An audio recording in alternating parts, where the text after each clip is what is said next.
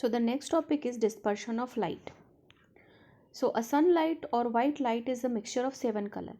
Sunlight जो आप देखते हो वो एक्चुअल में वाइट नहीं होती, वो है 7 कलर का mixture.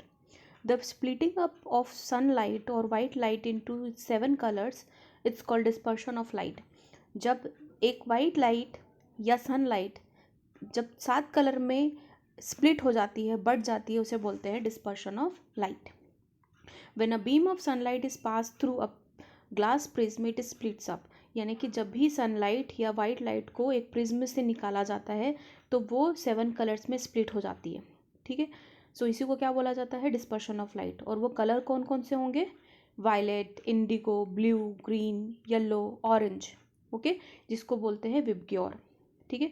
So rainbow is caused due to the dispersion of sunlight by water droplets in the atmosphere. So आपको रेनबो जब भी दिखाई देगा तो वो डिस्पर्शन ऑफ लाइट का एक एग्जाम्पल है, जो कि किसकी वजह से होता है? क्योंकि जो वाटर ड्रॉपलेट्स एटमॉस्फेयर में रहती है वो एक प्रिज्म की तरह काम करती है. जब भी सन रेज इससे पार करके बाहर दिखता है तो वो रेनबो के फॉर्म में हमें दिखता है. ठीक है. सो अब नेक्स्ट टॉपिक है ह्यूमन आई. हमारी आँखों का कैसा स्ट्रक्चर रहता है? जैसे कि सबसे पहली जो है वो है कंजक्टिवा, सबसे पहली लेयर. उसके बाद कौन सी आती है? कॉर्निया. कॉर्निया के बाद आती है, ये लिक्विड भरा रहता है. ठीक है. उसके बाद ये जो है ये है आइरिस. आइरिस की छोटी सी ओपनिंग रहती है, उसे बोलते हैं पीपल. पीपल के पीछे रहता है हमारा लेंस. लेंस जिससे अटैच रहता है वो क्या है? एक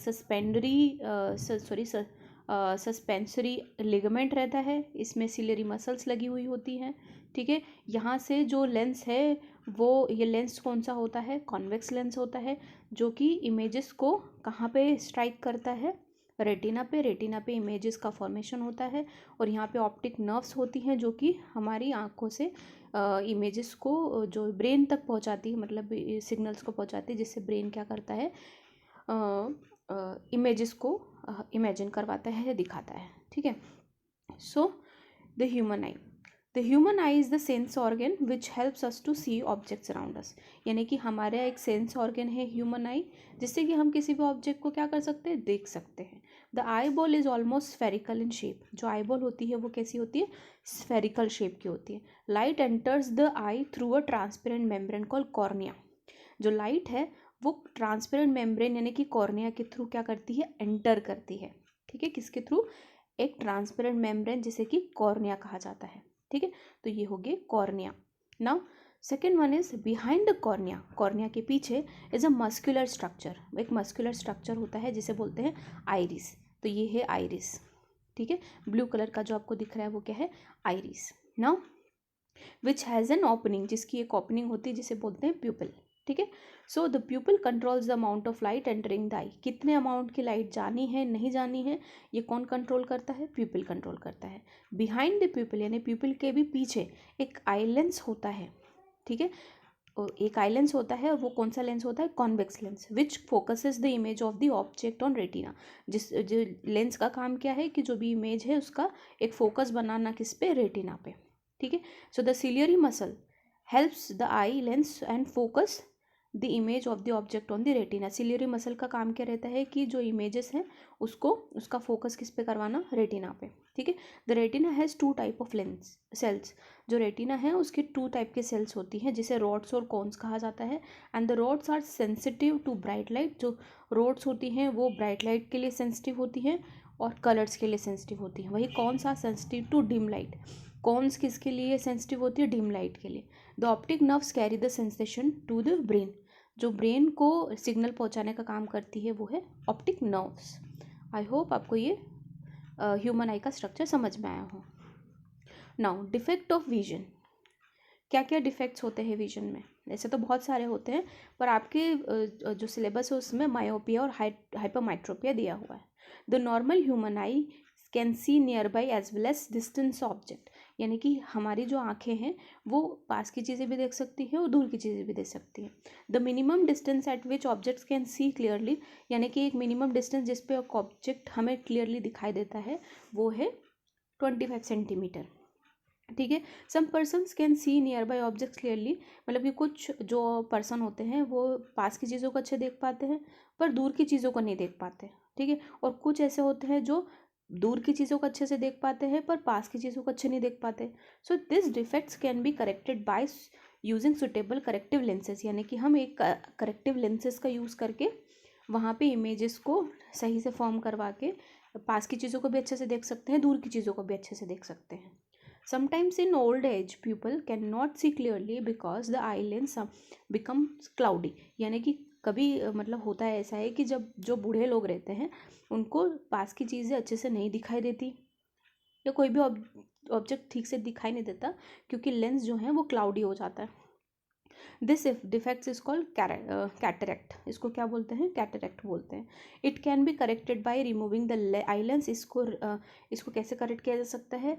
आई लेंस को रिमूव करके या उसे रिप्लेस करके विथ एन आर्टिफिशियल लेंस, उसको आर्टिफिशियल लेंस से रिप्लेस करके भी इसको किया जा सकता है। ठीक है। ये इमेज फॉर्मेशन हम देखते हैं यहाँ पे। मायोपिया, मायोपिया क्या होता है? एक ऐसी डिसीज़ रहती है जिसमें कि इमेजेस जो है वो रेटिना से पहले ही बन जाती है। ठीक है। इसमें हमें दूर की चीज़ें ठीक से नहीं दिखाई देती मायोपिया में। ठीक है। इसको करेक्ट करने के लिए हमें क्या करना पड़ता है? इसके लिए हमें एक कॉन्केव लेंस का यूज़ करना होगा।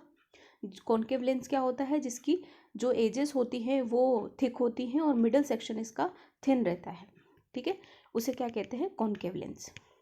नाउ यहाँ पे आप देख सक रहे हो कि ये जो कॉन्केव लेंस हम यूज़ करते हैं उससे क्या होता है? इमेज जो है वो हमें प्रॉपर रेटिना पे मिल जाती है। ठीक है। जिससे हमें दूर की चीज़ें भी अच्छी दिखाई देने लगती हैं। तो मायोपिया क्या होता है कि जिसमें हमें दूर की चीज़ें ठीक से नहीं दिखाई देती, उसमें हम कॉन्केव लेंस का यूज़ करते हैं जिससे कि इमेजेस जो है वो रेटिना पे फॉर्म होती है। ना next one is hypermetropia. Hypermetropia में क्या होता है? उसमें जो दूर की चीज़ें हैं वो पास की चीज़ें जो है वो ठीक से नहीं दिखाई देती हाइपरमेट्रोपिया में, जिसमें कि रेटिना से बाहर ये जो इमेजेस फॉर्म होती हैं, इसको करेक्ट करने के लिए हम कॉन्वेक्स लेंस का यूज़ करते हैं। कॉन्वेक्स लेंस क्या होता है? जिसकी एजेस जो है वो थिन होती हैं और बीच का मिडल सेक्शन थिक होता है। ठीक है। ये क्या करती है कि जो इमेजेस फॉर्मेशन ठीक से नहीं हो रहा है उसको रेटिना पे फॉर्म करती है। ठीक है। तो हाइपरमेट्रोपिया क्या होता है? इसमें डिस्टेंस ऑब्जेक्ट यानी दूर की चीज़ें अच्छी दिखाई देती है, पास की चीज़ अच्छी नहीं दिखाई देती। इसको करेक्ट करने के लिए हम क्या यूज़ करते हैं? कॉन्वेक्स लेंस का। ठीक है। केयर ऑफ द आईज, कैसे केयर करोगे अपनी आँखों की? If there is any problem of the eye, have a checkup and use suitable spectacles if advised. अगर आपकी आंखों में कुछ प्रॉब्लम है तो जाइए चेकअप करवाइए और सूटेबल जो चश्मा है उसे लगवाइए। Too little and too much light is bad for the eye, ज़्यादा तेज़ रोशनी में भी नहीं बैठना है, ज़्यादा डिम लाइट में भी नहीं बैठना है। Do not look at the sun और वेरी ब्राइट लाइट डायरेक्टली, आपको कोई भी ब्राइट लाइट, टॉर्च, ये चीज़ें डायरेक्टली नहीं देखनी चाहिए। सन को भी डायरेक्टली नहीं देना चाहिए क्योंकि इससे हमारी आँखों की रोशनी पे फ़र्क पड़ता है। If dust particles enters the eye, do not rub the eye, अगर कोई डस्ट पार्टिकल आपकी आँखों में गया है तो उसे रब मत करिए। Wash your eyes with clean water, clean water से उसे वॉश करिए। Always read at normal distance, normal distance पे बुक को रख कर ही पढ़िए। Do not read by keeping the book too close to the eye और कीपिंग इट टू फार, यानी कि ज़्यादा दूरी पर रख के भी नहीं पढ़ना है और ज़्यादा पास रख के भी नहीं। Deficiency of vitamin A causes night blindness, यानी कि विटामिन ए से नाइट ब्लाइंडनेस हो सकती है, इसलिए हमें ऐसा फूड लेना चाहिए जिसमें सफिशिएंट अमाउंट में विटामिन ए हो। ठीक है। So this is all about the care of the eyes. Now Braille system, इसके बारे में आप सभी ने जाना है कि लुइस ब्रेल एक साइंटिस्ट थे जिन्होंने ब्रेल सिस्टम को इन्वेंट किया था। So Braille system is a system used by visually challenged person, जिनको ठीक से दिखाई नहीं देता, ब्लाइंड पर्सन जिनको बोल सकते हैं, उनके लिए क्या है? ब्रेल सिस्टम बनाया था जिससे कि वो पढ़ भी सकते थे और लिख भी सकते थे। इट हैज़ 63 डॉट पैटर्न्स, इसके कैसे कितने डॉट पैटर्न होते हैं? 63 डॉट पैटर्न्स विच रिप्रेजेंट्स अल्फ़ाबेट, जो कि अल्फ़ाबेट को क्या करते हैं? रिप्रेजेंट करते हैं। कॉमन वर्ड्स और साइंस को रिप्रेजेंट करते हैं। The dots are arranged in cells, कैसे अरेंज रहती है? सेल्स में अरेंज रहती हैं। Of 2 vertical rows, so 2 vertical rows में सेल्स रहती हैं जिसमें एक वर्टिकल सेल में 3 डॉट्स होती हैं। ठीक है। एक वर्टिकल सेल में कितनी होती हैं? 3 डॉट्स, 1 2 3। ठीक है। And the dot are raised slightly so that the words can be recognised by touching. ये वर्ड्स जो हैं थोड़े उभरे रहते हैं जिससे कि हम वो जो टच करके आसानी से अल्फ़ाबेट्स को रिकॉग्नाइज कर सकते हैं, ठीक है। So this is all about the Braille system. I hope ये लेक्चर आपको समझ में आया हो। Thank you all of you.